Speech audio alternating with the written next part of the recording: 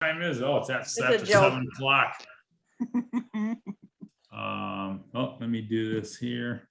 All right, everybody can hear me okay? Yes. Perfect. All right.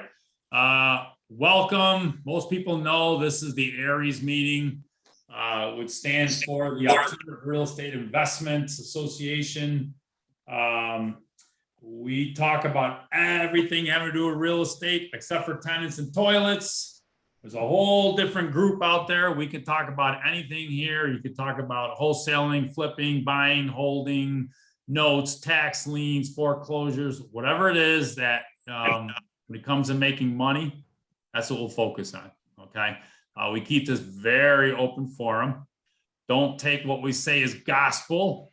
Please make sure always talk to your attorney and your accountant, please, because what may work for you may not work for us and vice versa. Okay. There is a whole, for those of you, most people do know, for some of the new people on here, there's a whole separate group for that revolves around the housing providers. Okay. You can talk about tenants and toilets till your heart is ever so made happy. Actually, Carl Weeks, Beth Short, and Pat Gallagher run those. I know there's going to be one next Thursday night. Carl, that's going to be is that at Da Vinci's next Thursday night? Yes, it is. In person only, Andy, right? Yep. Correct. You got it. In person only. And if you don't mind, Joe, I just want to announce the topic. Yeah, go ahead. It's been long coming. It's been like 3+ years since we've addressed this, but the most important part of owning rental property is picking your business partner, AKA tenant. So we're going to go through how to attract, identify, select quality tenants as we did before. Oh, that's actually going to be fantastic. And by the way, for people who don't know, I've seen Carl actually, train and teach this. And a lot of people think, oh, what's the big deal? You're finding tenants. The way Carl does it, it will literally take your brain and flip it upside down because of the way he does it. And for those you don't know, Carl has managed probably, I don't know how many thousands upon thousands of houses. I mean, literally in the thousands over almost 37, 38 years. So he's gone through more stuff than a lot of us even combined. So for those of you who are or want to be a landlord, think about being a landlord. I remember, I don't know if he's gonna do it this time. He handed out a packet. You're gonna have a packet, Carl? We're gonna have some forms. Some yes. forms, yeah. I remember I still had those forms because they were so informative. And because I was so not used to doing it that way, I was like, oh my God. It was like an aha moment, and why I never did it before, but that's where your experience comes into play. Thank you. It'll be next Thursday night. Starts at 7 and network will be about 6:30, 6:45-ish at Da Vinci's. Go to the FFREIA website. It's at Storm Ridge Plaza on West Ridge Road. Okay. There is also going to be the monthly meeting. From what I understand, I guess I have this correct. This is what Dee told me. That's going to be the second Thursday of next month. That is going to be, because I don't know if anyone else knows this, but I guess Steve Peterson is going to be hosting that. That would be correct, Joe. Oh, all right. I'll let you talk about it because I guess you do more than I do. Nope. You're doing an absolutely brilliant job. So Steve Peterson is extremely, most people know, if you don't, he is unbelievably known as an attorney. I've been with him since I was 24 years old. Holy crap, that was a long time now. He does everything from $5,000 deals to $30-40 million apartment complex deals and up. He's extremely well versed. We'll be able to actually pick his brain. He'll be live and in person at Da Vinci's, and that will be the second Thursday of June. That will also, networking starts at 6:30. make sure you get there, be able to at least talk to them, shake hands with them, get to know them. If you're looking for an attorney, you can definitely, check him out and get a ton of answers, a ton of questions answered. I'm sure he's going to be over there going over, some of his subjects. And he will also, if you have questions, write them down, and he will do, and they'll do the best they can to get them answered for you. And also, Well, Joe, let me just interject real quickly here. There are a couple of meetings that we have that allow Freedom First members to interact with individuals that they really need to be part of, for sake of better words, their power team, and having the right attorney, having the right person to do your accounting components associated with taxes or whatever, how you would structure a self-directed IRA, all those sorts of things. And clearly we have a couple of folks who are real estate brokers. All those individuals are outlined as vendor members for the organization. The key thing here is, and I know Joe and myself, we've been in a situation before where we're trying to do a deal and we have an attorney that's really up to speed on what it is that you do from a real estate investing standpoint, or just a real estate standpoint in general. And then you have individuals that have a person who is an attorney, but they don't have a clue about real estate, and particularly the detailed components of it from an investment standpoint. It really makes a big deal if you have a person who really understands what it is that needs to be done to make your life easy and to ensure success from your perspective, because there's a big difference. It's like doctors. Would you let a foot doctor give you a hard operation? Probably not. And I think a lot of people let me put it another way. A lot of people miss the fact that it's very important to pick the right attorney and pick the right power team as you go forward. And as Joe indicated, most of the individuals on this call, if you pick one attorney that they use, it is Steve Peterson. So just wanted to interject that. And they will be upset with me because they're vendor members and I always have to represent them like I do the rest of the members of Freedom First. Thanks, Joe. And no problem at all. I appreciate it. For a lot of us know Steve very well. We use him. Steve is extremely knowledgeable. I know people who do millions of dollars in real estate per year. And if Steve says, don't do it, they won't do it. I'm one of those people who he's told me, Joe, don't do this deal. He'll tell you, he goes, look, I'll make money off of you, but I'm telling you right now, don't do this deal because it's just not good.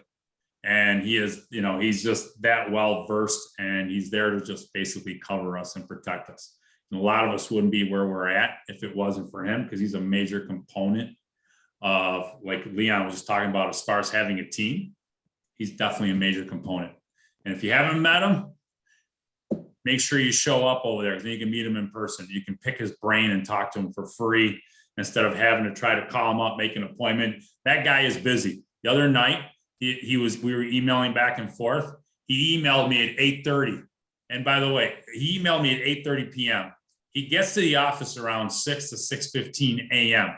And his last email to me was, I'm going home. I can't email you until tomorrow. And it was 8:30 at night. So that guy has got one heck of a work ethic. Joe, can I say something? Yeah. I'm Kirsten. I'm on Colleen Bracci's team. And as a real estate agent, also the thing to remember is if you have a really power team attorney and you're putting offers in, other people are going to notice that. And if you're in a competitive nature at all, they'll see Steve's name and they'll go, oh, they're using Steve. And it will mean something from the other side. I do that all the time, Kirsten. All the time, and it works. Like, oh yeah, I know him. Okay, so you're the real deal. And then I tell them how long I've been with them. They go, okay, so you are 100% correct. You should do a commercial for them.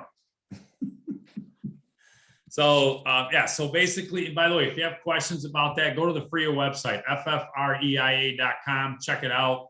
You can navigate through it and basically get more information. Okay. One of the things that we do real quick here, actually, I don't know if there's some new people on here. We like to keep this very interactive, okay? Because we're here to learn from each other and we're here to ask questions. Are there any new people on here? I just want you a really quick introduction and what you're looking to do. Are you looking to do wholesaling, fixing, flipping? Yeah, hi, Joe. My name is Michael Voinovich. Okay. I'm brand new. I've been living here in Rochester for a little over a year. So I don't know really much about things other than reading books and, going to some seminars like Robert Kiyosaki and some of them people. But I need to really, I guess, learn how to do wholesaling first and foremost. I think that'd be a good entry. That's what I was talking to Leon and basically, I'm kind of looking for kind of also a mentor or a coaching also to get me started on like my first few deals. And Leon is kind of looking for somebody like that to assign me to, I kind of need that, but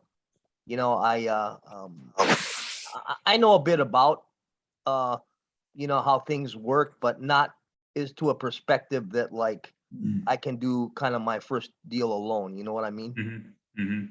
I get it. And by the way, first of all, welcome. Thank you. And second of all, there's a lot of people who, and I used to be one of them, got involved in this group and we were all scared. And the great thing about it is that we're here to share information. People work with each other and the knowledge that's on here is phenomenal. It's one thing to do it, by books, but it's a whole other situation when you get into practical application. So Yeah, you've got a perfect spot right here. I'm telling you right now. You'll see by the time we're done with a Zoom call. If you have some time, Joe, I'd like to get together with you, like kind of a one-on-one. Yeah. Sometime. What I'll do is some evening and we could talk a little further about, Yeah. What I'll do is I know everybody's extremely busy. I understand that very much. But it's not a problem. What we'll do is, and by the way, there's a chat box. So, I'll put my name and phone number on there. People can actually contact each other, within this group. And anyone else? I know we got some new people on here. Don't be afraid. Don't be shy. Hi there. My name's Lucas Conley. New. Just finished a Bigger Pockets rookie course, so very green. But my wife and I live in California, and we have family in Rochester, and so we're looking to purchase a home there. Right now, we're planning to do short-term rental. Great. Whereabouts in California are you? I'm in LA in Culver City on the west side. Okay. All right. Perfect. Welcome. Thank you. By the way, again, everybody make sure the great thing about this group and getting involved in this group is the networking. So make sure you guys put your contact information in there. And there's somebody else on here from California. That's me. I actually used to live in Palms. So the Palms neighborhood of Culver City, but now I live in Encino. Not too far off. Yeah, you guys are neighbors, 3,000 miles away on Zoom. You're on neighbor. Look at that. Yeah. It's fantastic. All right. What other new people do we have on here? Hi, Joe. My name is Daryl Toomer. How you guys doing? Nice to meet you, Daryl. Welcome. Thanks for the welcome. So I was referred to this group by Carl, and I'm looking to purchase rental properties in Rochester. So I'm just here to learn. Perfect. Well, welcome. Glad to have you here. Anyone else? think I see a Daryl Toomer. I don't know if he's trying to talk or not. If he is, he's muted. Nope, that was me. He turned his, Oh, he turned his it's you. camera I'm off. sorry. He turned off his camera, so he disappeared. Yeah. Everybody's so shy and bashful. Any other new people? We're all good. Joe, anybody who's new and they're on this Zoom call, they're doing the right stuff, right? They're reaching out to, investment clubs and groups and doing their, learning and due diligence and, how to observe from others. So if you're new, you're here, you're doing everything correct. Yes, you are. Yeah. And the funny thing about it is, if you notice, statistically speaking, the people who ask the most questions are usually the ones that they usually have the most success. It's crazy, but it's true. Okay, which is why we want to make sure to keep this interactive with everybody.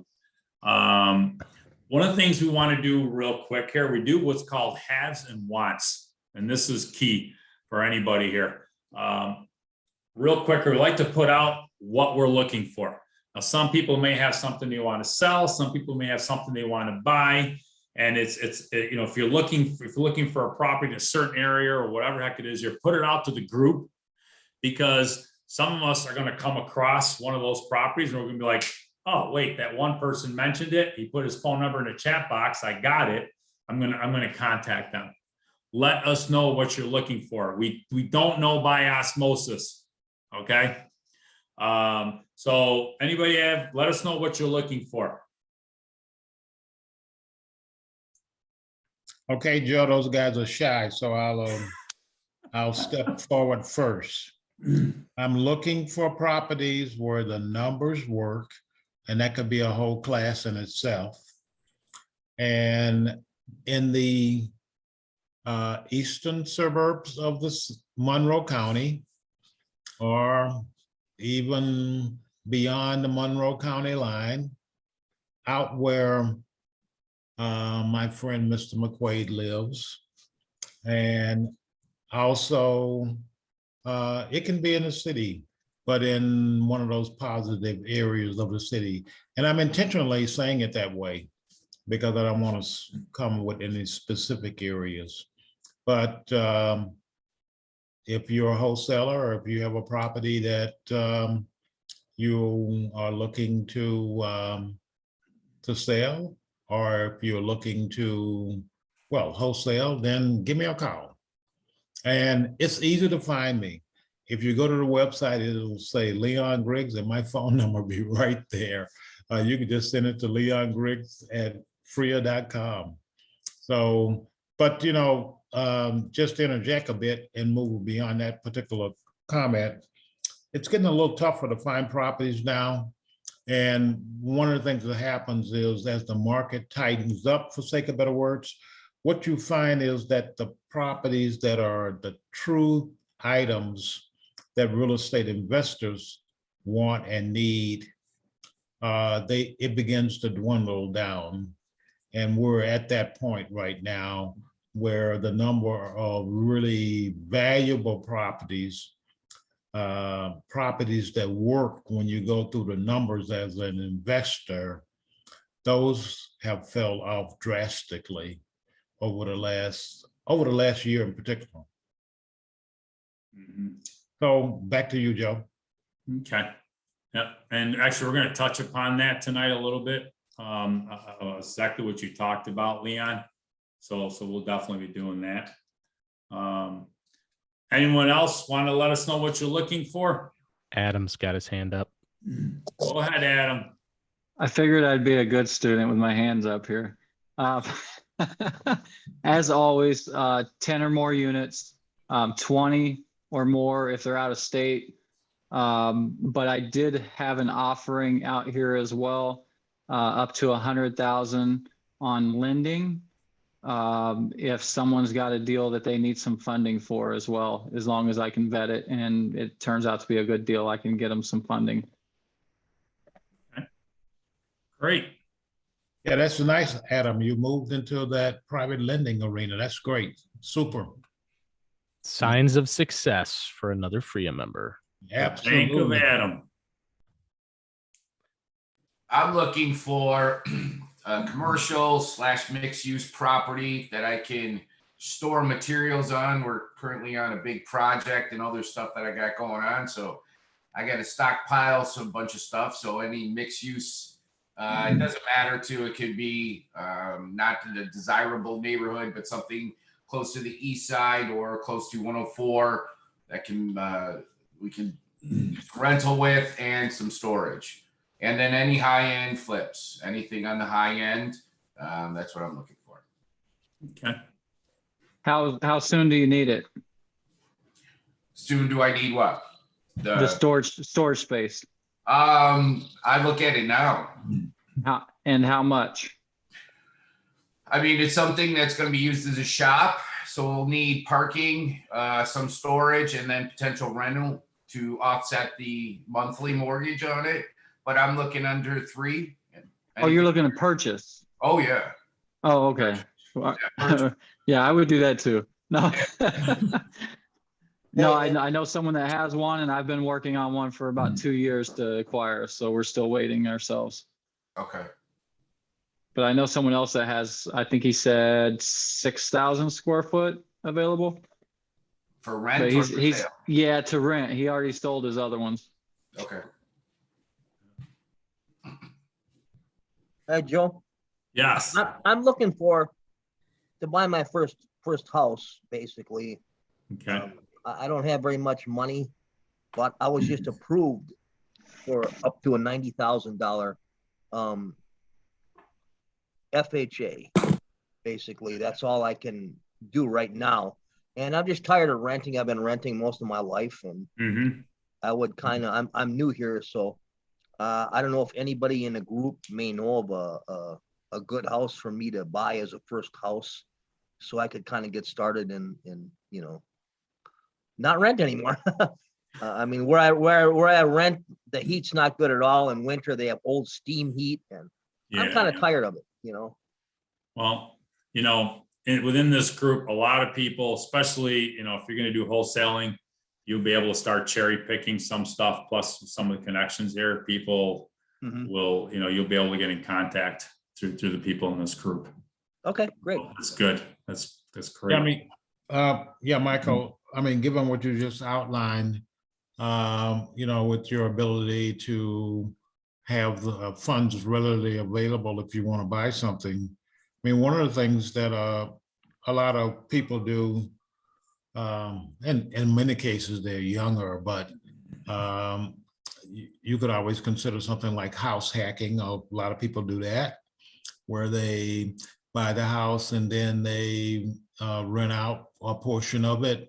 And then that portion that's rented out basically pays for most, if not all, of the house payment. And so it's one of those things that you and I, we talked several times. So I mean, it's one of those things that you could consider, and or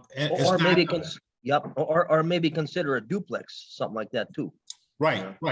I mean, to some extent, if you extend house hacking, it's sort of an extension of that, particularly if you live in one side of it.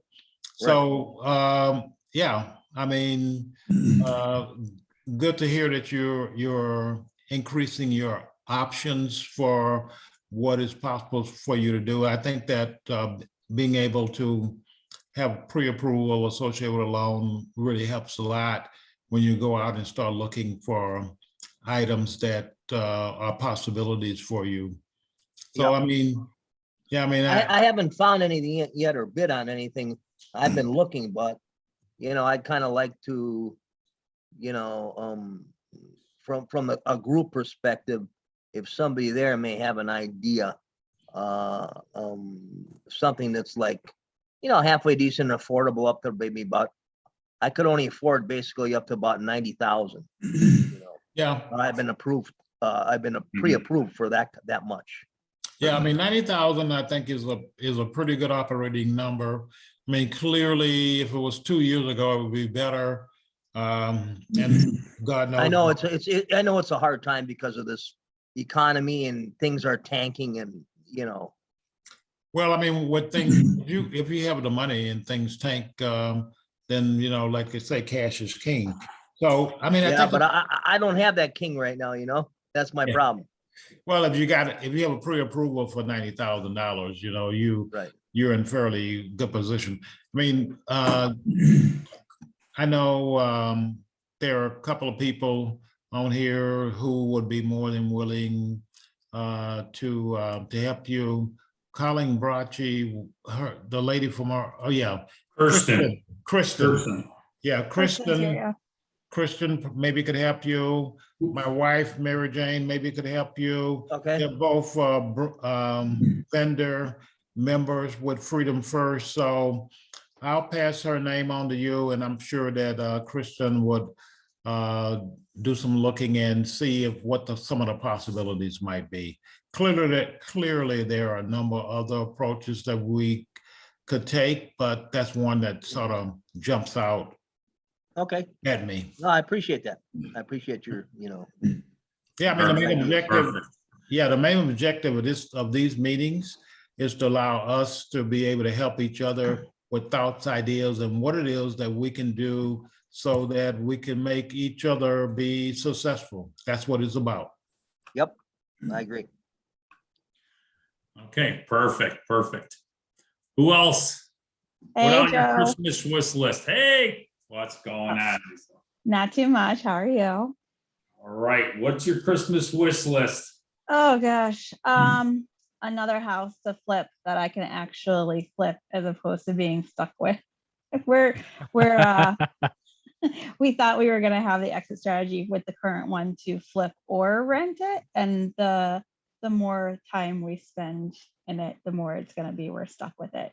Hopefully I'll be able to refinance enough of it to not be too much underwater by the time we're done. So this is a fun new experience.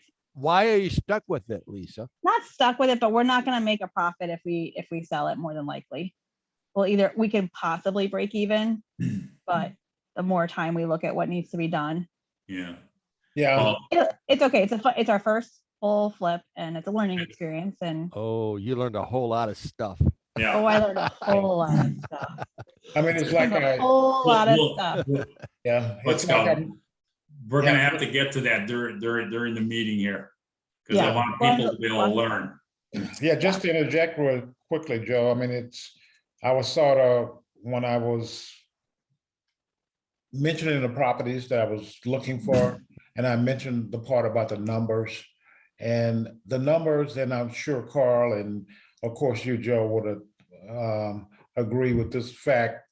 In the very beginning, the numbers must work, and the numbers must be something where you feel comfortable that there's not going to be any shortfall, because as Joe Labavera likes to say, make the minimums the maximums, you know. So just to go through and make sure that you're very conservative in your numbers, because I know when I first started off doing real estate investing, one of the key things that happened to me was it was very, very hard to find numbers that really work. And that's true today, and it'll be true tomorrow and the next day, because everybody's trying to squeeze their little bit out of what's there so that they can be as whole and as successful as possible.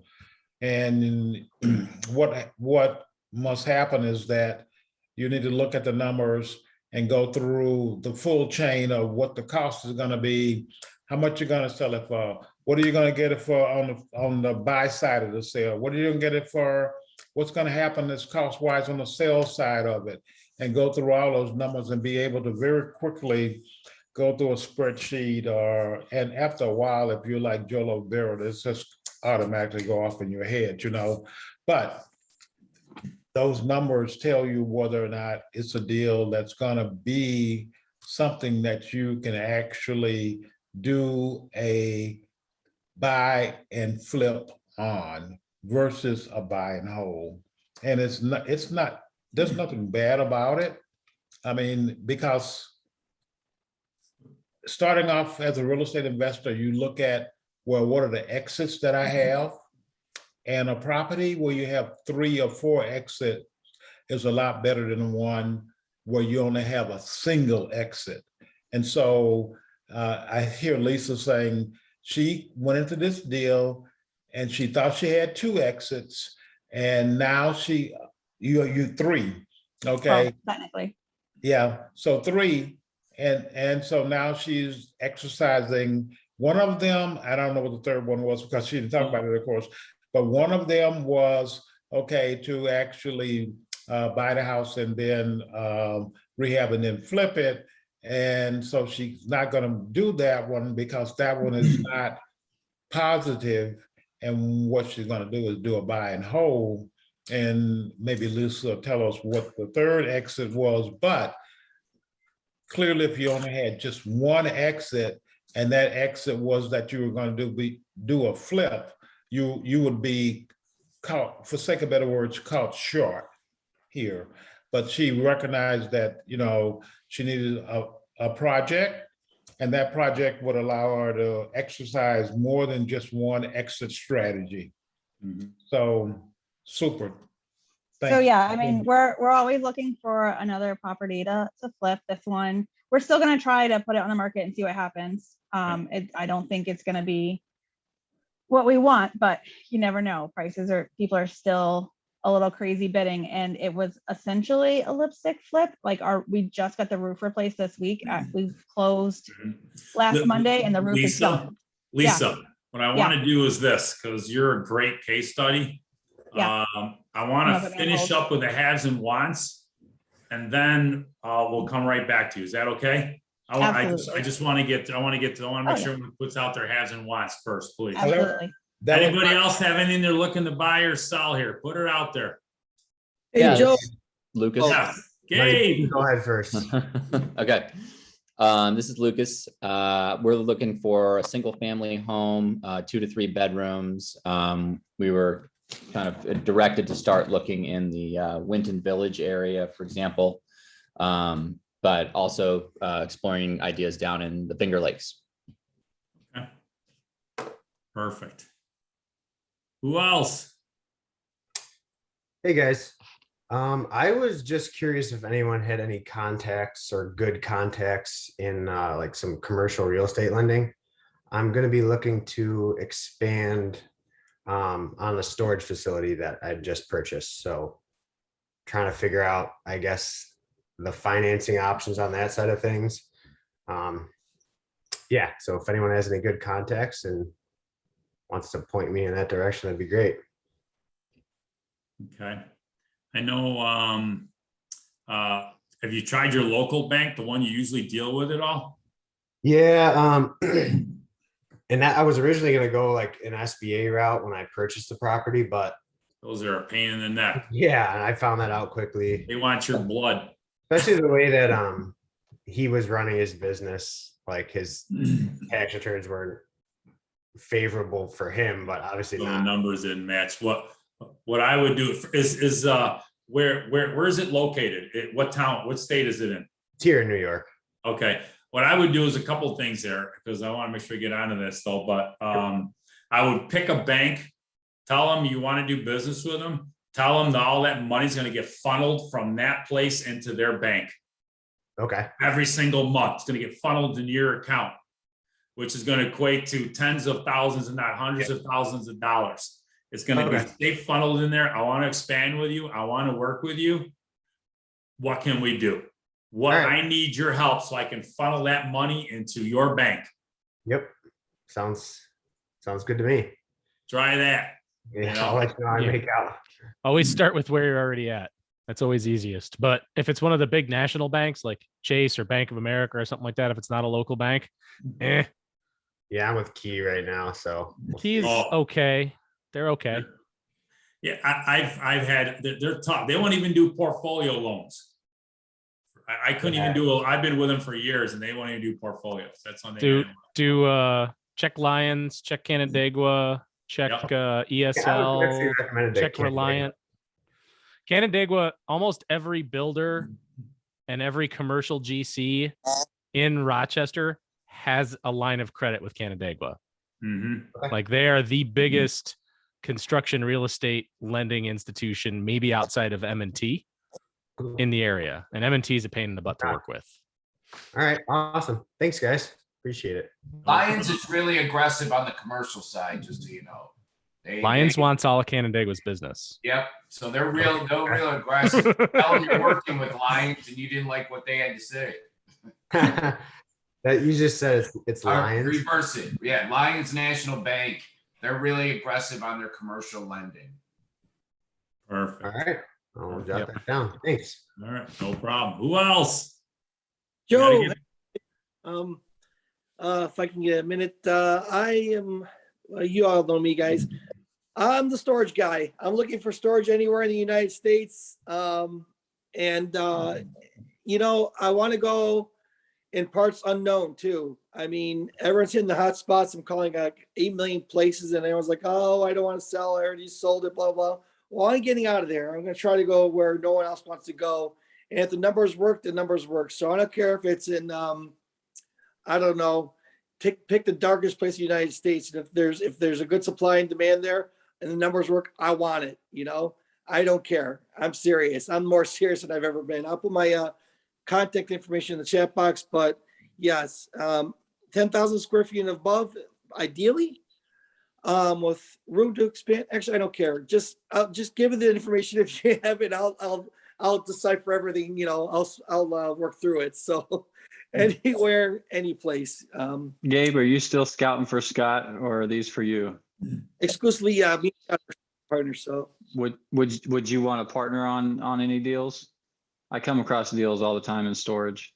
Yeah, Adam, you know, let me I'll put my number in the chat box. And I mean, I have to run it by Scott if that's okay, because we're a team now. I mean, we have such a good relationship. Okay, so gotcha. So if you want, you know, let's talk. You want to talk, you know, put my number in the chat box. We can talk. That's cool. All right. Perfect. Cool. Anybody else? Yeah. Still looking for my ranch. It's been 5 months. Where are you flippers out there? Where, Carl? Anywhere in Greece or Ironquoit. 1 level ranch, 3 bedroom. All right. All right. Put that on the order list. I'm looking for storage. I'm also looking for single families, multis, larger places, commercial, residential, and some industrial. So I have pretty much the numbers work. I'm in storage. I'm looking up and down pretty much anywhere. It doesn't matter in or out of the state. Okay. I think we've gotten to everybody. Everybody got their Christmas list out? Hey, Joe, can I jump in with my list? It's Daryl. Absolutely. Perfect. So I'm looking for single family houses between 2 to 3 bedrooms, anywhere above 1,000 square feet in a decent area. I like the concept of buying, rehab, renting, refinancing. So if anything works in that category, I'd be open to it. What price range are you looking in? So I have liquid cash of about 65. And I was working with that originally, but I'm thinking of trying to work with the hard money lender or private money lender to grow that, to grow my search pool. So, give me a call. I may possibly have something for you. I'm not really too sure yet, but I'm working on something which may be awesome. Alley as a rental. Perfect. All right. Joe, that house I sent you the other day. What house? I don't know, the one I texted you on like 2 weeks ago. Oh God. I don't remember. It was the one where the parent died and the kid inherited it and didn't want it. Oh yeah, whatever happened with that? The bank just foreclosed on it yesterday. So the bank has possession now. He had a house that he could have gotten. I was willing to give the guy cash. The bank took it. Let the bank take it. Yep, bank. What was his name?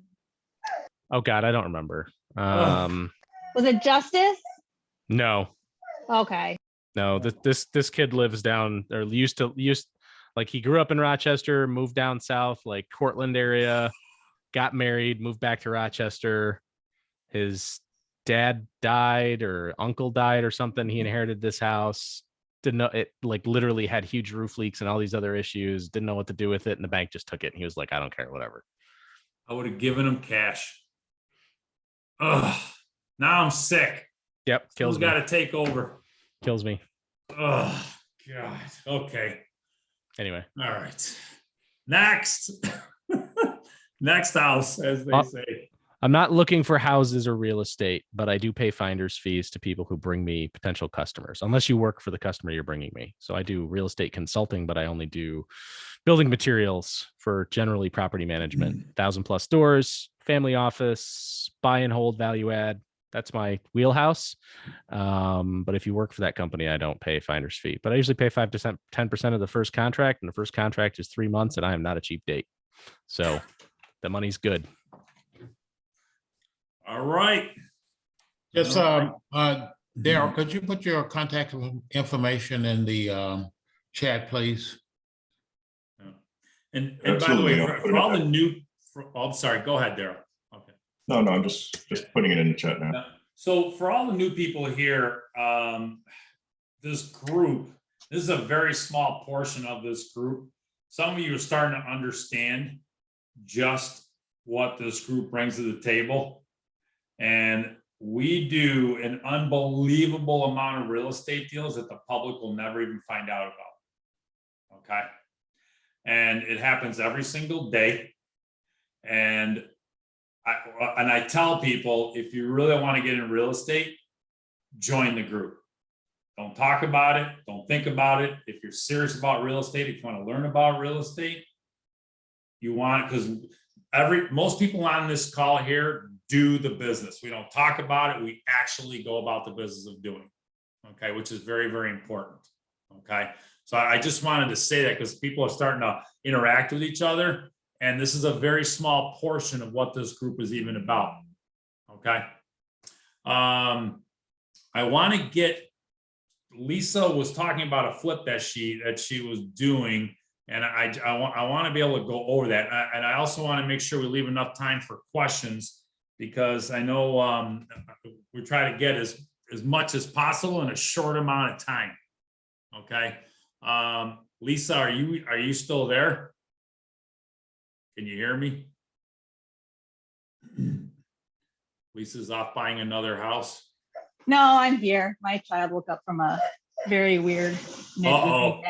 I need to, how about I come back to you? Perfect. All right. All right. This is going to give us some time. Anybody, first of all, if you have any questions or a deal you're working on or something you want to know about, we'll do the best of our abilities to answer them. Please, and we want to keep this interactive, as you can see. Who's got something they want to ask? Don't be shy. There's some shy people here. Holy smokes. I have a question, Joe. Go ahead. From a sales perspective or a cold calling perspective, I'm wondering what people think about this. So when you guys call your residential properties to wholesale, flip, what have you, to find leads, you use your phone number and stuff like that. Is it better, or does it matter whether you use your own phone number? I mean, forget about Google Voice because it sucks, because it cuts it in and out. But I'm talking about a real voice phone number. Or should you call from a private phone number, like dial *67, and then dial your number? Because I'm finding like I don't know. Sometimes people answer the phone on private when I dial private, but some people because I'm calling from New York and I call it a state, they see a 585 number, like, who the hell is this? I'm not going to answer, and it's interesting. And just wondering if people had that same experience, or if it matters or makes a difference. I know from personal experience, I don't like to dial from a private number. I know a lot of people I know don't answer private numbers, but I guess it's whatever mood that they're in. I like using an actual number. I have people who do cold calling, and I don't think we use Google Voice. I think there's a different something else that they use, because I keep hearing about Google Voice cutting out and everything else. Ring Central, maybe. Yes. Yes. Heard that. Yes. Yeah. Ring Central. Yeah. So thank you, Andy. Andy's like a wealth of information when it comes to stuff like that. I like people being able to see a number, and no matter what, I will at least leave them a voicemail, and then they'll call back, or we'll just keep trying to call them. I don't know who else can speak to this. I'm not the only one that's making cold calls. Nobody else is making calls. Gabe, are you talking about when you call out a state, you said, just, having a local phone number? Yeah, so my 585 area code, is going to 908 phone number, and like, what state is that? Or 662 number in Mississippi or something like that, Yes, some people are funny about that. So, I mean, if you can get a number that's maybe, local to them, I don't know. I mean, I know I'm sure you're calling like all over the place, so it's probably difficult to do that. But the question that remains, that if I do that, if I switch my area code to fit their area code, are they going to be like let down or mad when they find out I'm from New York, and I'm like, well, I'm actually fooled you and down into calling? It depends on the person. Everybody's different. Some people may be mad about it, and some people may not care. You may have to learn how to talk to people and say, look, I just buy all over the place. You may have to figure out how to speak to them, I guess. Yeah, that's true. That's very. It's tough to get phone numbers and all over the in different, or this whatever areas you're calling in. So yeah, that's very true. One thing I find very interesting though is, as these store facilities I call, they're business owners, and as a business owner, is your responsibility to answer the phone no matter what. And they just don't want to answer the phone. I'm like, dude, just answer your phone. It's so annoying. Like, keep calling, call all day long, call morning, midday, and nighttime. You understand? I go take that dog for a walk, and I call again. I go to the bathroom and call again. I'm like, answer the phone. So text them, call them, email them, freaking mail them a letter, whatever you got to do. You've clearly haven't walked into a Lowe's and stood at the counter for 20 minutes. Recently. Yeah, there you go. Because the phone just rings and rings and rings and rings, and they pick it up and hang up on the person without answering, and it rings again, and they pick it up and hang up without answering, and they do it again, and they do it again. It's pretty entertaining to watch. That is true. Andy, are you advertising for Home Depot? I mean, I'm not actually, because Home Depot's even worse right now. Yeah. Home Depot, out of eight stores in Rochester, they have 2 people behind the protest who know actually what's going on. One's in Arundecoit and one's in Gates, and all the other stores, it's like, good luck.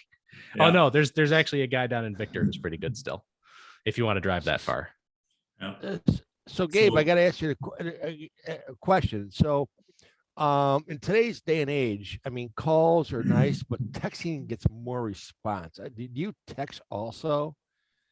No, I don't know about texting, because I want to get the person's voice inflection when I make that call to see, to kind of for me to establish my rapport and stuff like that. I want to establish that initial, I guess, relationship, if you will, to show them how serious I am. So that I think texting is, I get a text, I personally, when I get marketing texts, I'm like, yeah, right, screw you, bye, I delete it. I don't even care.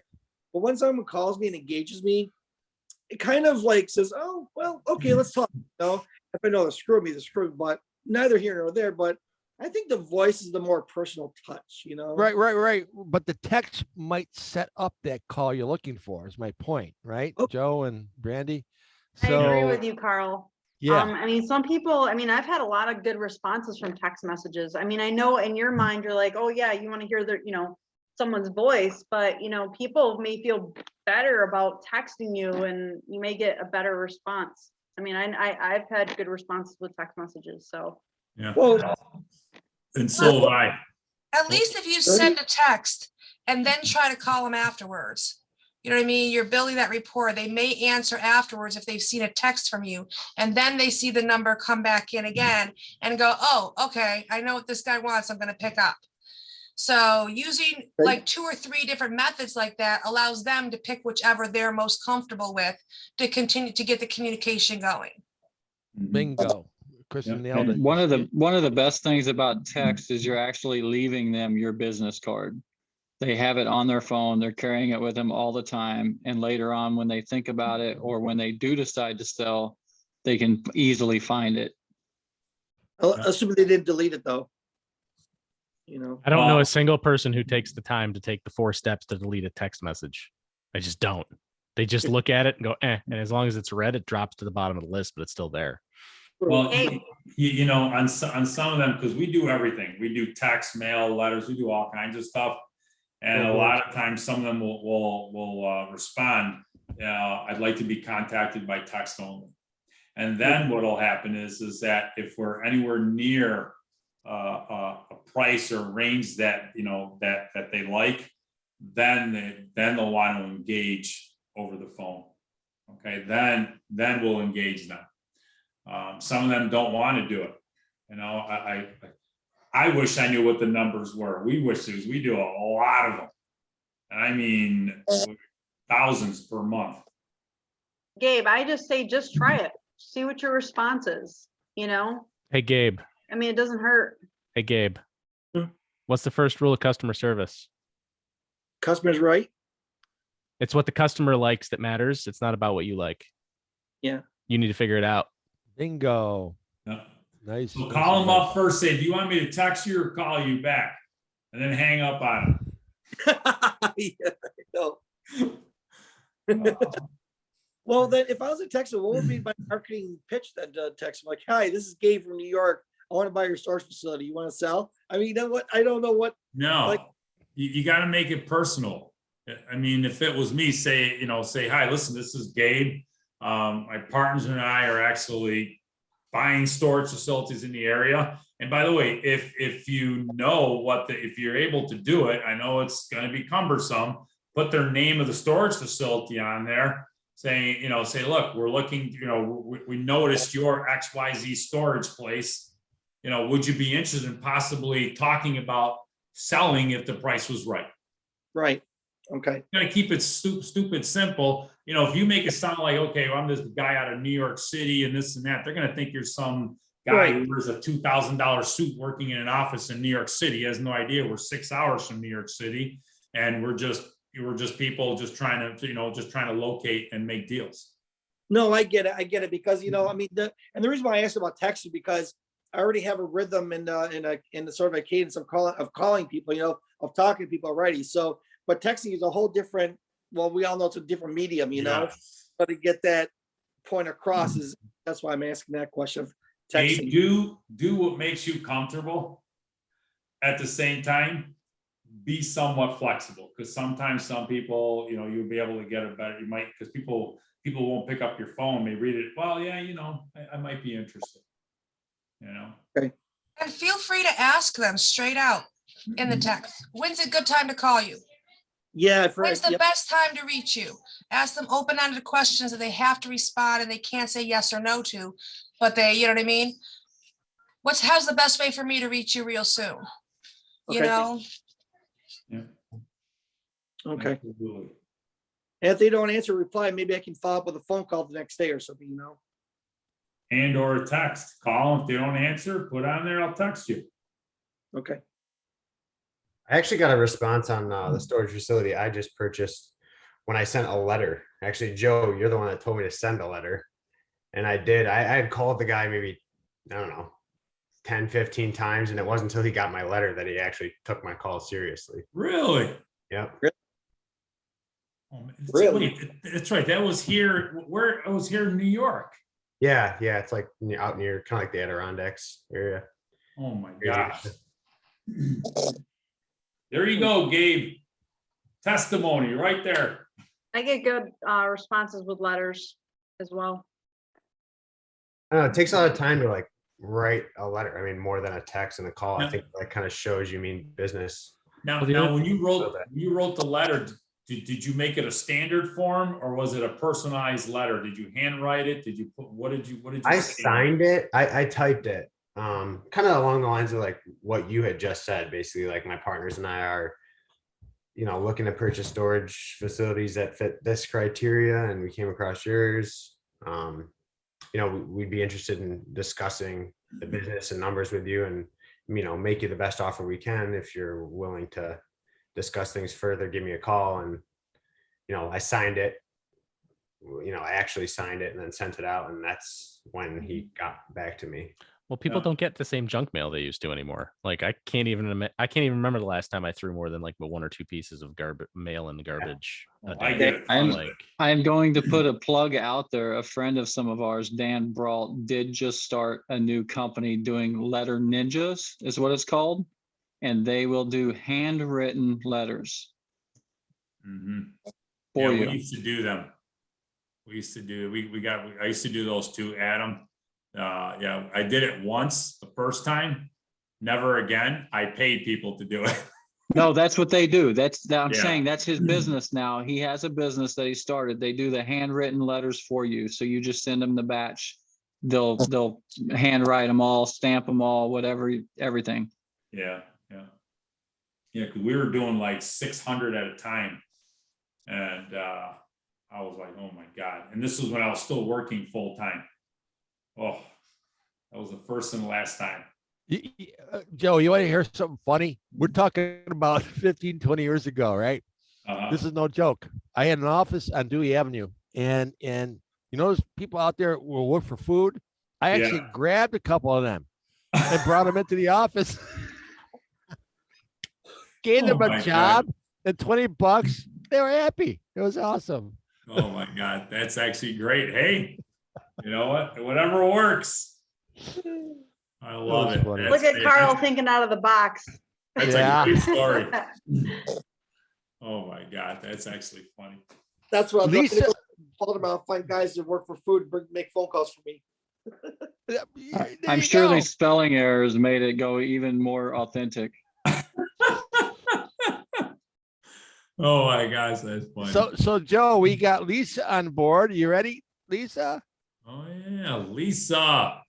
Yes, I found a fun little video for my child to watch. Oh, good. My I think he's fixing to pass back out. All right, so we'll get back to you here because I like people learning from each other, and you're a fan.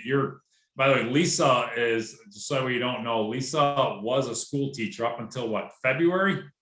End of January, yeah. End of January, and now I know you have your short-term rentals, Airbnbs, you have multiple properties, all in the last, what, 90, 120 days? Yeah. I have one more cylinder contract waiting to close.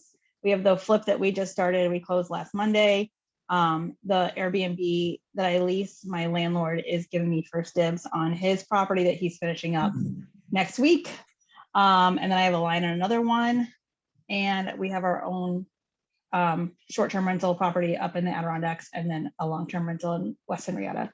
So we're getting there. Yeah, you Making are. things happen. You are on. That's fantastic.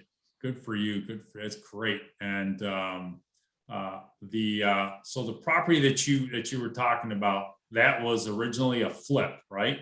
Yeah, so the goal, well, I wanted it for either a flip or an Airbnb because of the location.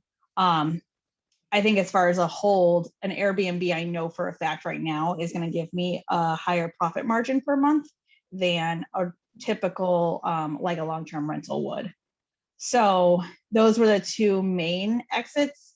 The possibility came up as a wholesale. I don't know how many people know about that, but essentially I got it from a wholesaler. We were going to put a roof and a new water heater and then wholesale it again, essentially, but with the major stuff done as opposed to the lipstick stuff that needed to be done.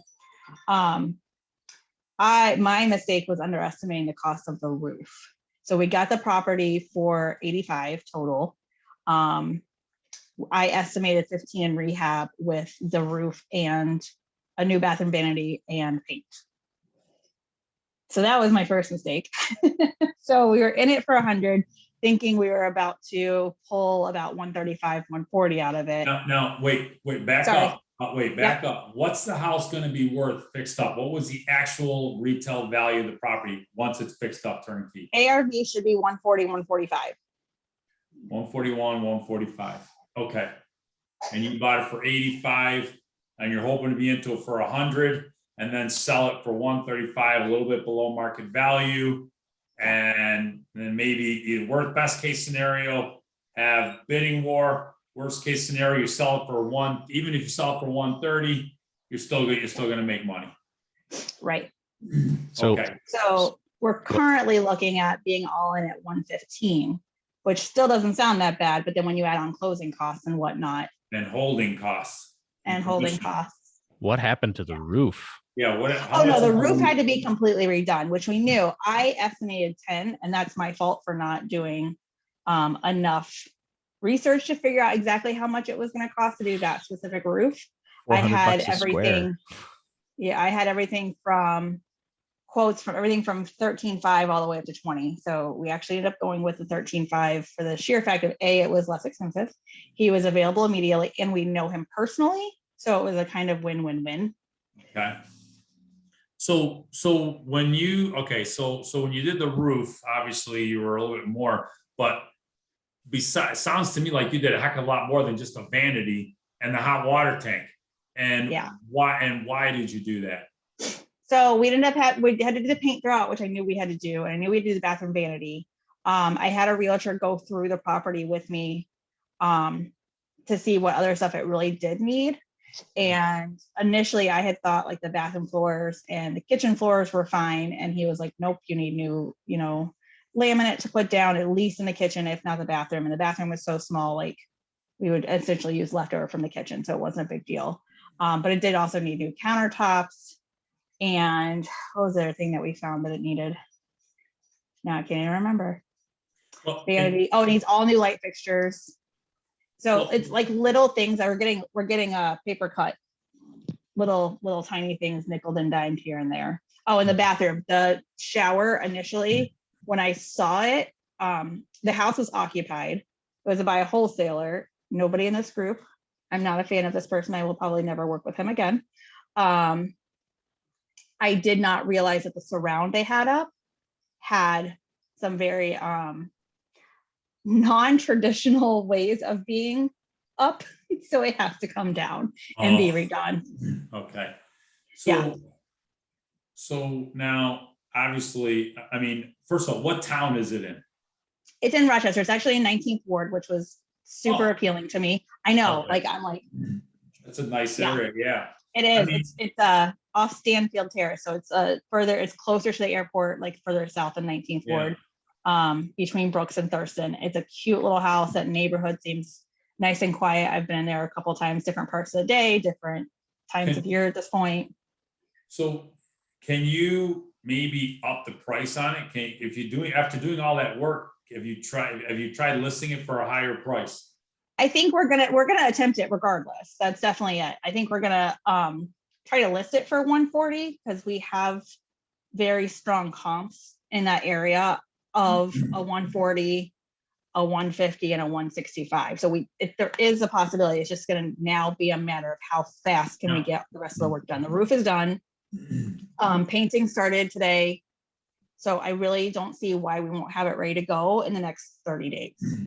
We just so that we know, I talked to one of the guys. I sold a property to him. It's on Elmdorf Street. It's in the 19th Ward area there. It was a fire damage house. We wholesaled it out to him.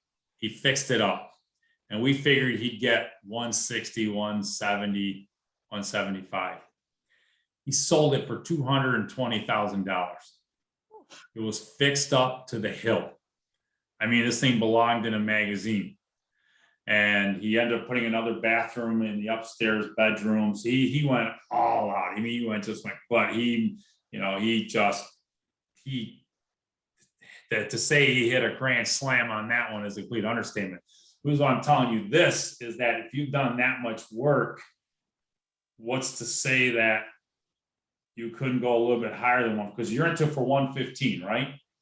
Right now, we're looking at 115 with everything we're planning to do. Now, that doesn't include, do you have a mortgage, holding costs, anything like that? So we have some holding costs where we did it private finance, private money. Okay. We ended up with 75% of the purchase price, 100% of the rehab and draws, and then the rest is coming out of our pocket. So I'm quickly running out of capital, which is where I'm getting like a little nervous with things because I want to continue, to keep in the game of more flipping, maybe some wholesaling, getting some more rental properties. And it's a little tough to keep doing that when my capital is all tied up right now. Now, if it was me, I'm not telling you or anybody else to do this. Here's the way I would think of it. I would, a couple of different ways there. Number one, if I just wanted to get my money out, I would try selling it as an owner occupant fixer upper, put it out there to somebody, say, look, 115, 120, wherever the heck it is going to be, to at least be able to get my money out. Right. Okay. And then because there's people out there who are looking for properties who can't find them. And they're willing to do some of the work. Some of the properties I've been going into, they're like, you know, they don't like my prices. And they're like, nope, we're just going to put it out there and we're going to, you know, we're going to find somebody who wants to live here and fix it up and let them deal with it. And they're finding it. Okay. 19th Ward, especially where you're at, it's a great area. I'm not telling you to do that. Okay. That's just one of the things that I would think about. Now for you, because you're going to have at 115, you're going to have probably like 3 to 5 in holding costs. And then if you sell it for 140, hopefully you're going to be around 150. You're going to have $8,000 to $9,000 in commissions. That puts you at 128.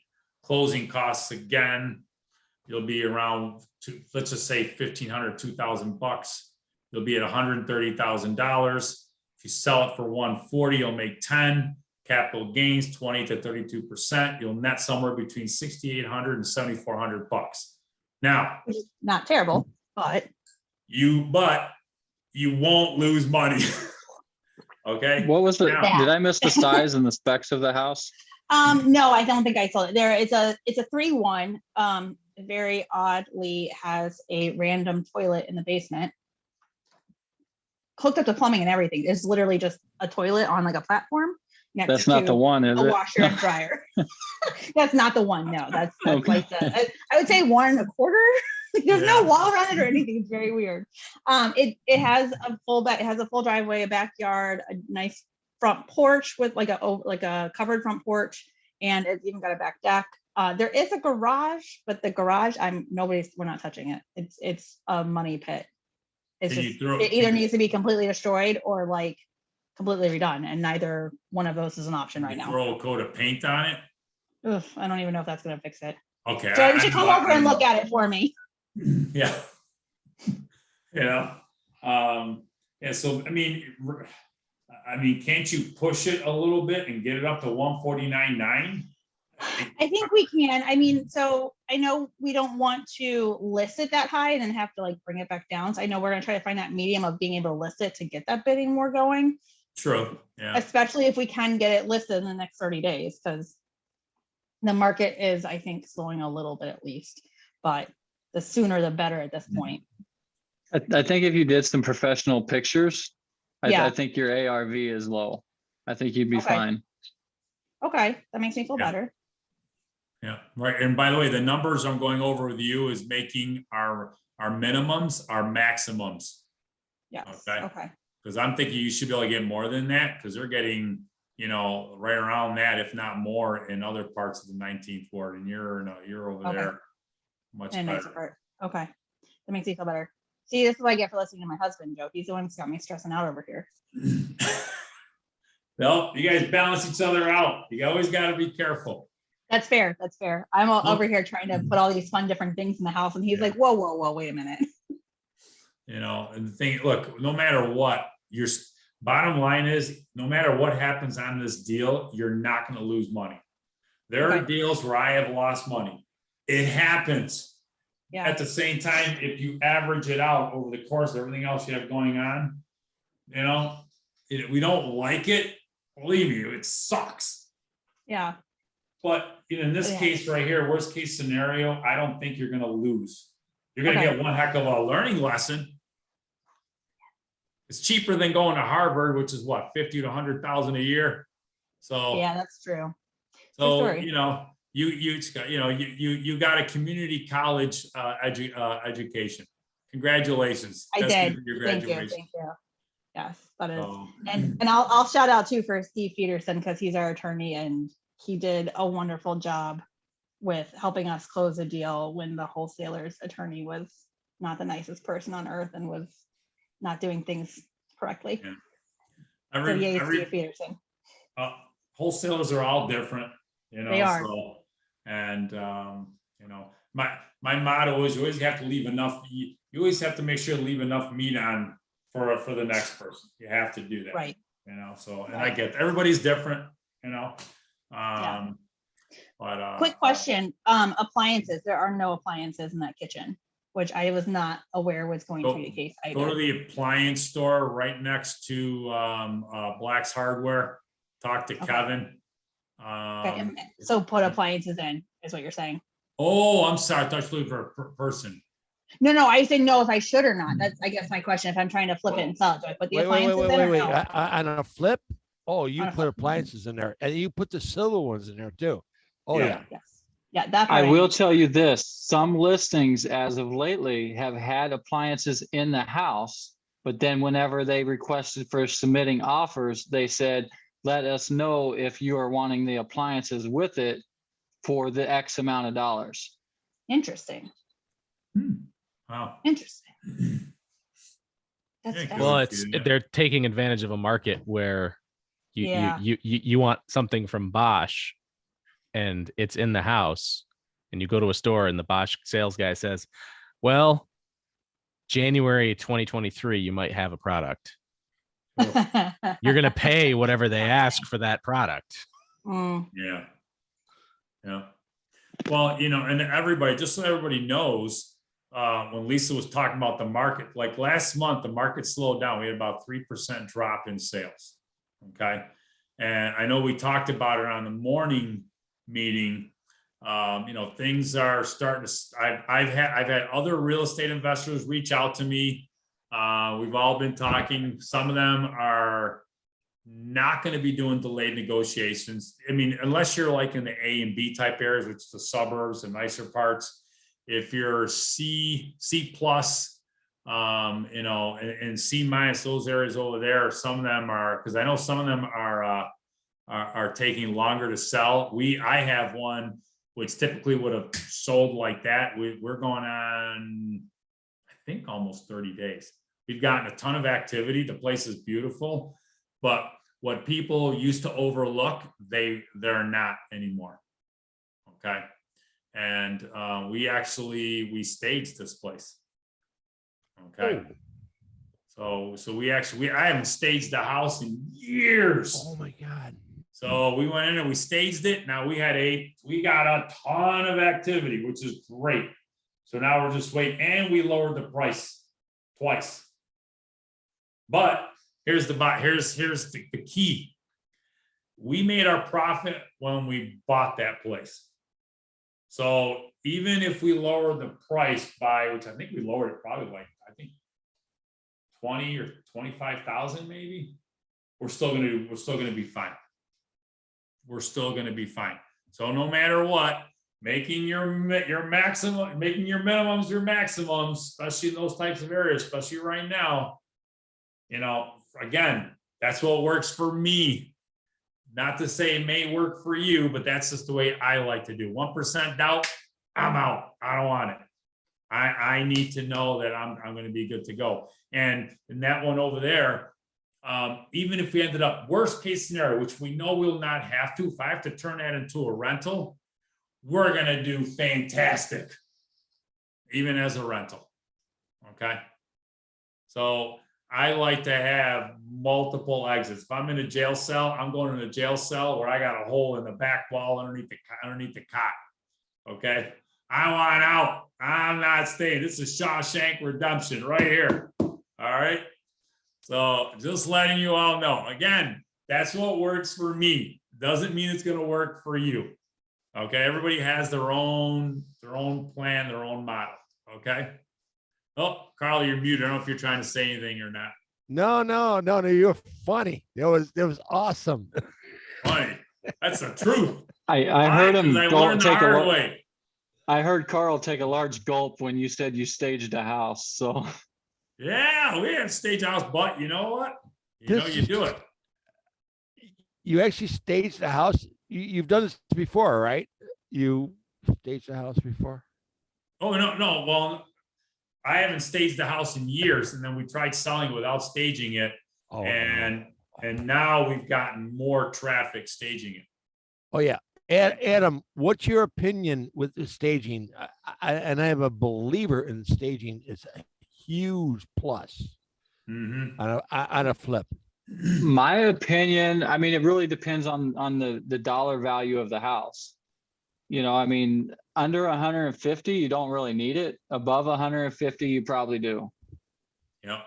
You And- know, and if you're trying to push that, I mean, of course, stage it. You know, staging's always going to give you that top dollar. Yep, and Adam, you're 100% right. That gentleman who got $225,000 for his property, it was completely staged. The whole place was. Every single time he does a house, he stages it, and he only does A type areas. He will not do anything, you know, in C- type areas, anything like that. He does very nice areas, and for him, it's paid off extremely well. He figured he was going to get 175, 180. I think he listed it for 179. And the price went up by 40. Somebody came in even higher. And he thought he was going to fall over. And within 45 minutes, the realtor call says, nope, they're going to back out. And he was like, oh, but he had two of them. Two at that price. He had 4 offers. A couple of them were like 185-ish, whatever, and then the other ones were around 220. And he took the one. So yeah, he is like out of his mind, ecstatic. And I think we sold him the house. I think it was like $40,000 or something, but it was a fire job. So I can't even remember. I think it was 40,000. By the way, he sat on the house for, I don't know, 9 months, but he was able to do that because he bought that correctly for him. So he wasn't going to lose on it no matter what. Okay. And by the way, we're not beating up on you, Lisa. Don't think that. Don't No, believe not him, at all. I would Lisa. never think that. I always know you guys are here for my best interest. in the Don't house. believe him, Lisa. Yeah. I know him. Yeah, right. Way No, I too mean, well. If he was, Oh my God. it would be payback for me asking if he'd ever flipped a house before. Oh yeah. Yeah, that's right. That's Lisa funny. calls me up and goes, Joe, and I was literally appalled. Joe, have you ever flipped a house before? I'm like, do you even listen on the Zoom calls? I'm like, are you serious? I was speechless, and that's hard for me to do. That's funny, Lisa.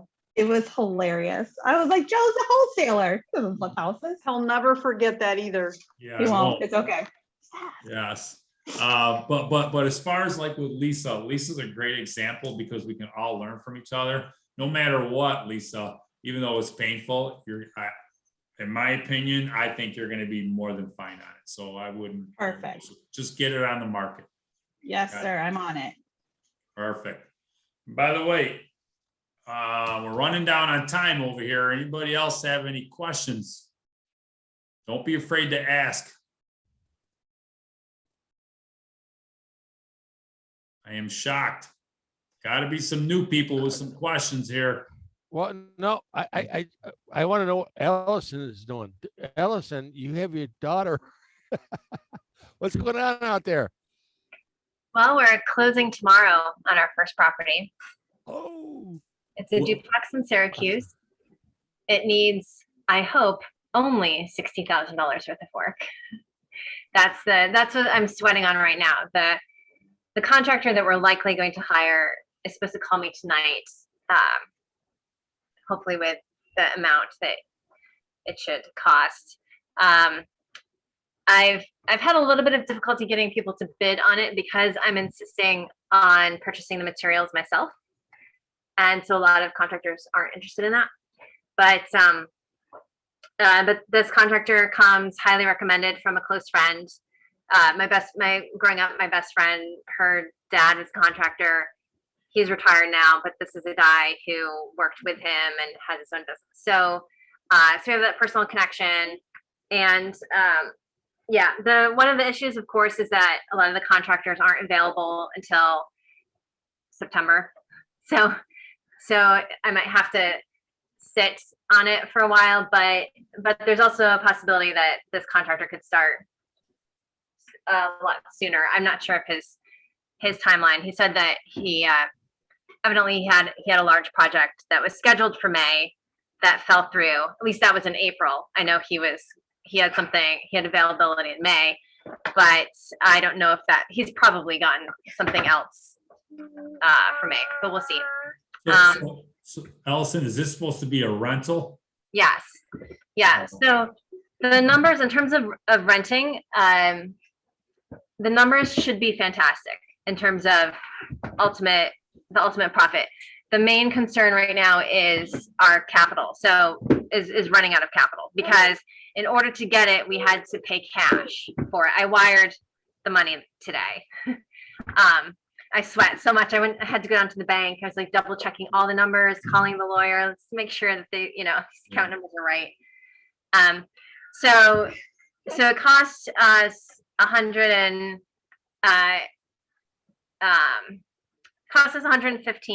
the purchase cost, plus closing. And our realtor, he's married to my high school friend, and he buys something like 30 to 50 properties a year and does a lot of flips and stuff. His estimate was 60,000. I did a full SketchUp model of it and found as many ways as I could to save money. It needs completely new kitchens and bathrooms. There's a lot of water damage to the subfloor, so it just has to all get ripped out. And plus, the kitchens are. Allison, not to interrupt you, we have a question for you. Oh, sure. You bought it for 115. You're going to put 60 into it. What is it going to be worth once it's fixed up, and what are you going to rent it out for? So it's a duplex. The bigger pockets average for a 3-bedroom. The upstairs is definitely a 3-bedroom. The downstairs is a 4 to 5 bedroom, actually. So bigger pockets, 3-bedroom, average is $1,200 a month, but that's for average area. We're trying to, we're doing it nice and clean, so it should be nice. And so I should be able to get more than that, than $1,200 for each one. All right. So quick question. So you're going to do what, between $1,300 and $1,400 a month, $1,500? What are you thinking? Probably, yeah. I mean, I'd like 14. I think that I could get 14. So what's the square footage on each? Over 1,000 square feet. Okay. I get 1,350 on one of mine in Beechwood, and it's about 1,300 square feet each unit. Yeah. Yeah, they're definitely they're big units. They have, a big entry room, a big living room, a big dining room, enclosed porches. What is the house going to be worth once it's fixed up? There's a reason why I'm asking you this. What do you think it's going to be worth once it's fixed up? Probably 250 is my guess. Okay. It's hard. It's I say that because the market has been trending, or has been a lot higher. So there was a place that we bid on that they asked 185. That was smaller. There was a smaller property that we bid on. They asked 185. We bid 215, and it sold for, I think, 240 cash. So, and it needed probably 20 grand worth of work. So I would think that this place probably more like 250. Okay, so for you, so at least that way you're going to have equity, right, immediately into the property. So you bought this place way under market. Obviously, it needed a lot of work, which is fantastic. That's right. What you want. So you're going to make money in this place 3 ways. Mm-hmm. One, when you bought it with the price.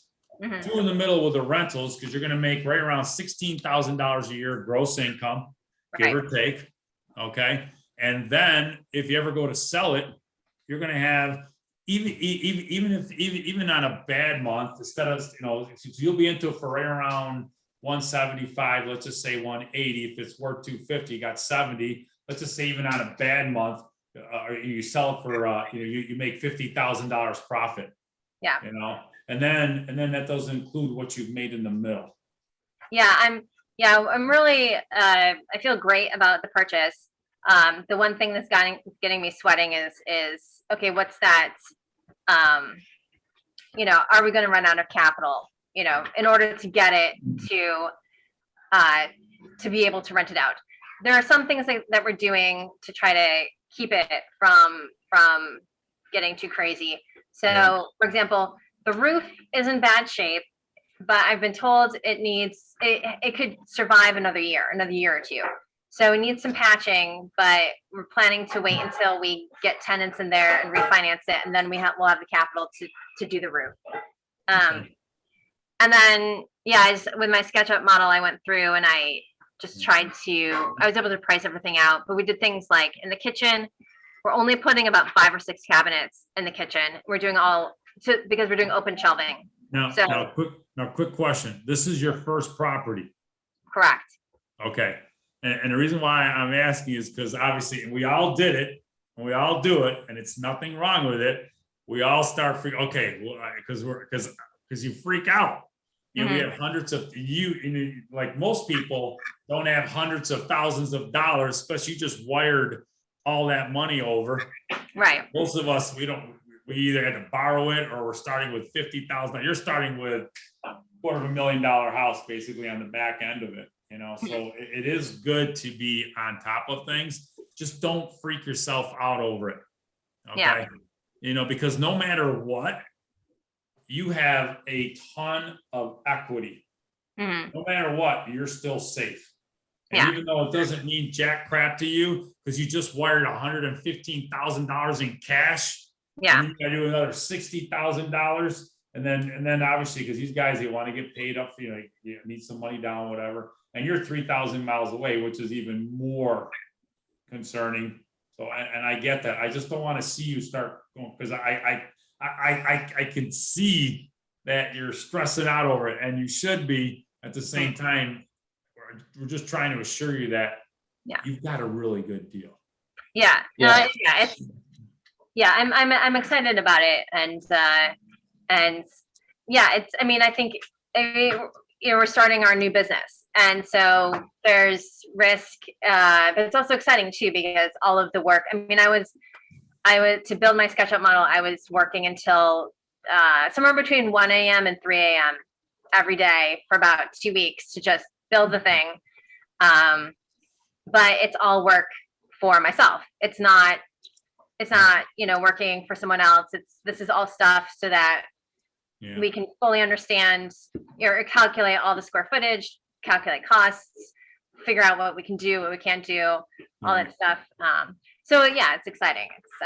It is. You get to the point where you can't sleep, and you wake up with 3-4 hours sleep, and you're still ready to go. Yeah. So I wanted to say congratulations, Allison. I know we talked at the beginning of the year, or right towards the end of the year, when you were getting started, and we was like, what's your goals? What are you looking for? Remember? Yeah. And as far as your numbers, everything sounds really good. The 60,000 is kind of an average flip price. Now that is a larger building, but I know you said you were cutting down on some of the costing and stuff. So you should still be able to hit that 60,000 on rehab.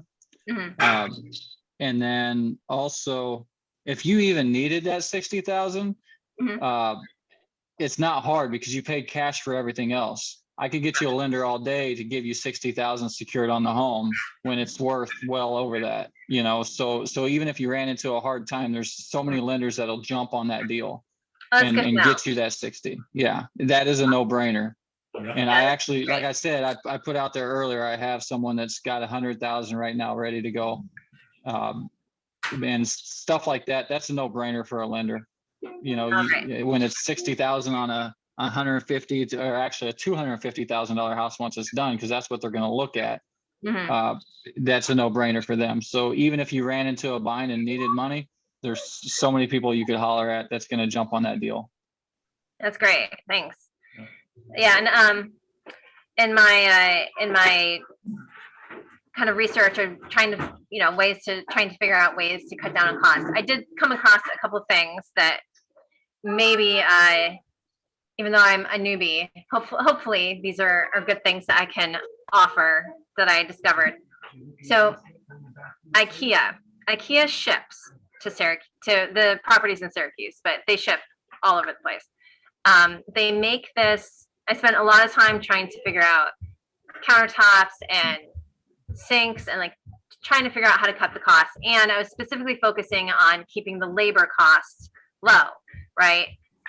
So IKEA makes this combo sink countertop.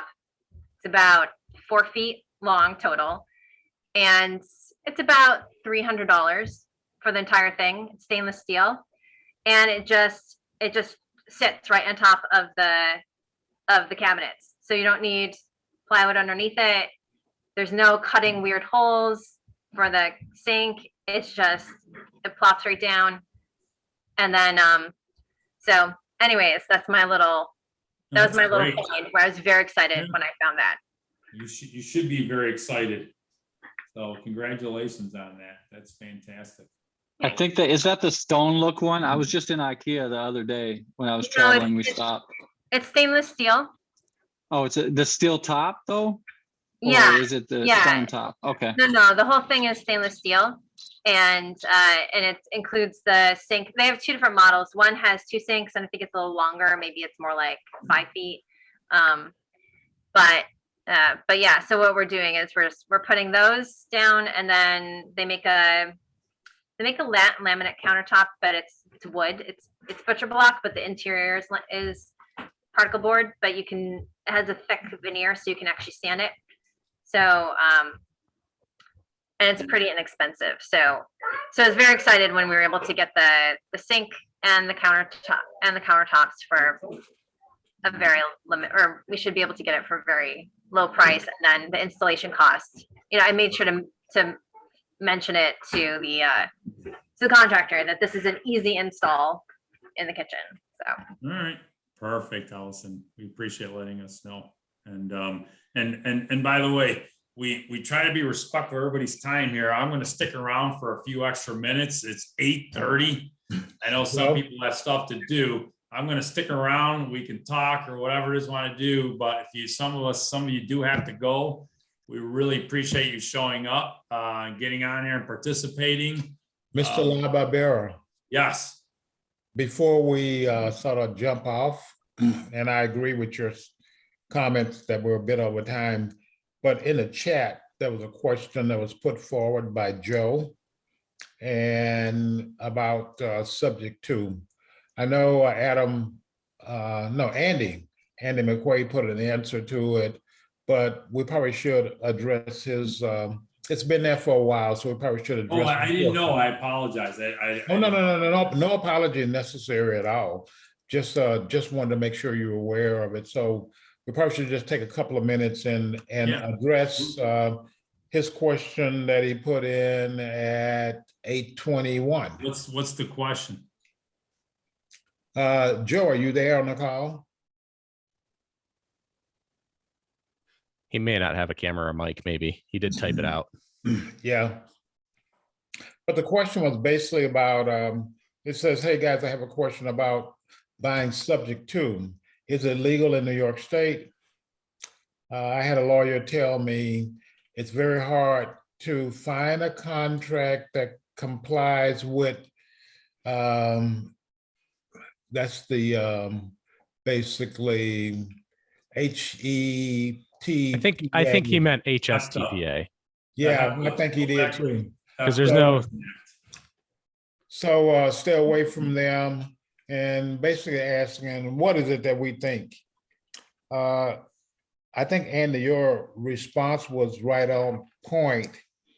I know Steve Feederson actually does subjects 2, or he used to do them in the past. I'm going back a few years. I did one last year with him.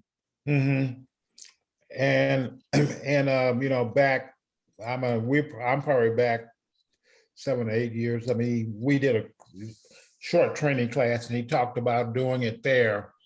So Joe, I'm not sure if you're on the call or not, but it is something that we do here in New York, and I want to just make sure people understand that Andy response is right on point from my perspective, and that is Steve Peterson should be able to do any type of subject to that is legal and appropriate in New York State. Yeah, and get another attorney. Get rid of that attorney he's using. Yeah, that was what I was gonna say is all attorneys Fire are him. not created equal. If their full-time job is not doing real estate, don't use that attorney. Exactly. And hopefully that answers your question, Joe. Amen. And yeah, for those of you who do have to go, I'll hang out for a few more minutes. Some will probably hang out. If you want to ask a few more questions, we'll see what we can do as much as we can for you. But I appreciate everybody showing up. Get on the FFREIA website, check out the next week's meeting in person with the one and only Carl Weeks. That'll be live at Da Vinci's. And for those of you getting off, go do real estate. Have a great night. Bye-bye. Yeah, Thank you, Mr. La Barbera. So Joe, you guys.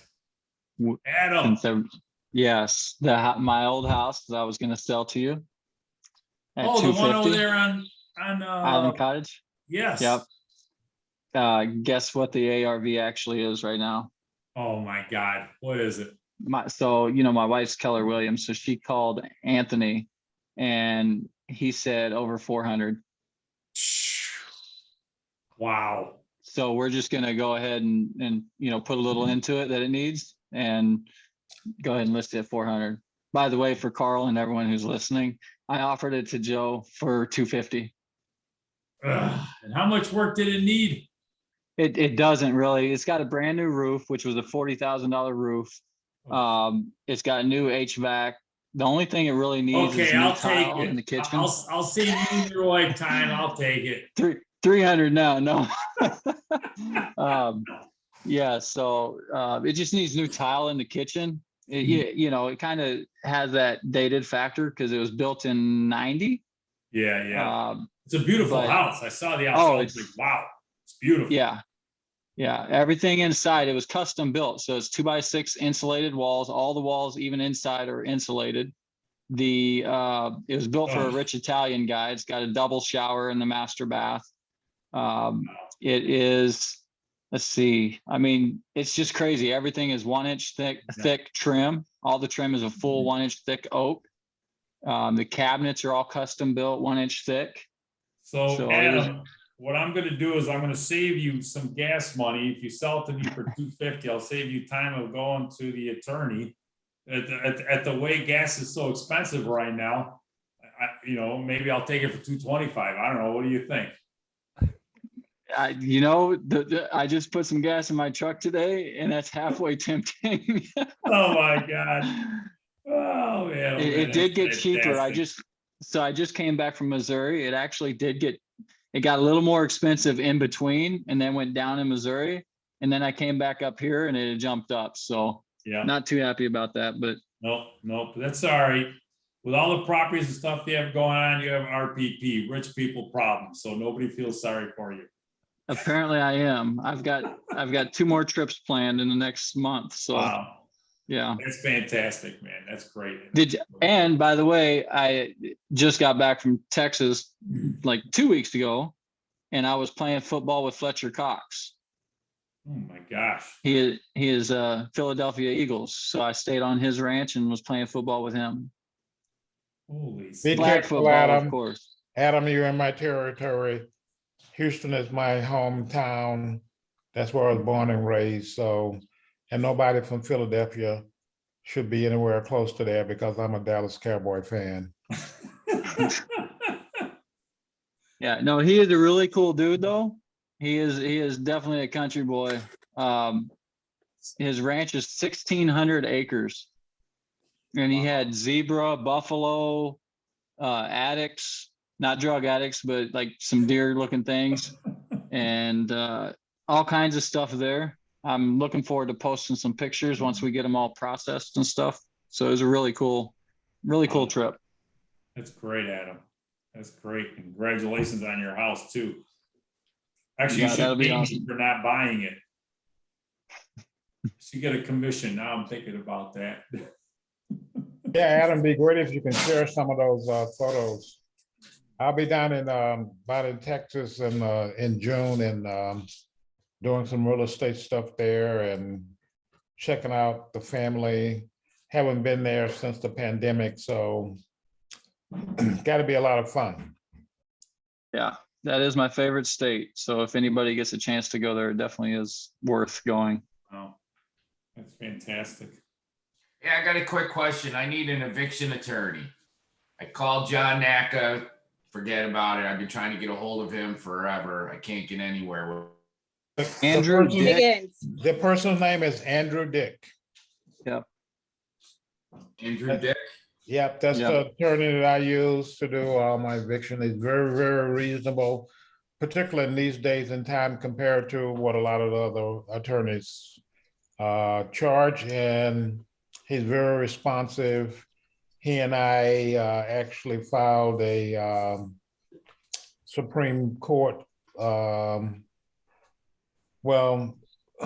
We put a case up in front of Supreme Court. The Supreme Court of New York, associated with some of the things that were taking place from the eviction standpoint over the pandemic. So, good guy. He'll be more than capable to and should be able to take care of whatever your needs are. And he Higgins does too is a good one. Who? Higgins. Bill Higgins. Thank you. I was drawing a blank. It does the first, or does Andrew do Wayne County or strictly Monroe County? I'm not sure if he does Wayne County or not. I mean, all of the properties we have are in the city, and he does. I know he does. I'm trying to think. When we were doing our Supreme Court case, he was doing Rochester and some outlining county. So, Anthony, the key thing to do is to give him a call and see whether or not he does that particular county. Okay. He's been around for a while. He's very capable. So. Do you have his contact info? Can you share that with me? Yeah, I was going to put it in the chat if I could get it up here. Okay. So that people would have it. And then I'll call Bill too. So if you can, I just need to get these people out.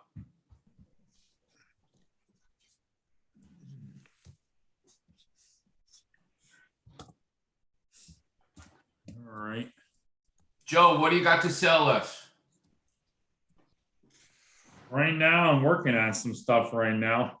I got mostly some stuff as some rentals. I'm working some of the properties I went to look at a property today, and the people were pulling a fast one over the landlord. Oh, now we got COVID. They couldn't pay the rent because a branch fell on the roof, which it didn't do any damage to the roof. All kinds of stupidity, And we're out there. We're looking. We'll have some stuff. Don't you worry. Oh, I know Andy's keeping me busy right now, but I will be looking in a little bit. Good. Well, it's 8:45. If everybody's all set, let's call it a night. Yeah, I just put the information in the chat associated with Andrew Dick, the attorney. Yep. That I use. Thank you. All right. Okay. Thanks everybody. Yep. Right. Thanks everyone. Have a great evening. You too. Have a great night. Have a good night, everybody. All right. Bye. Bye-bye.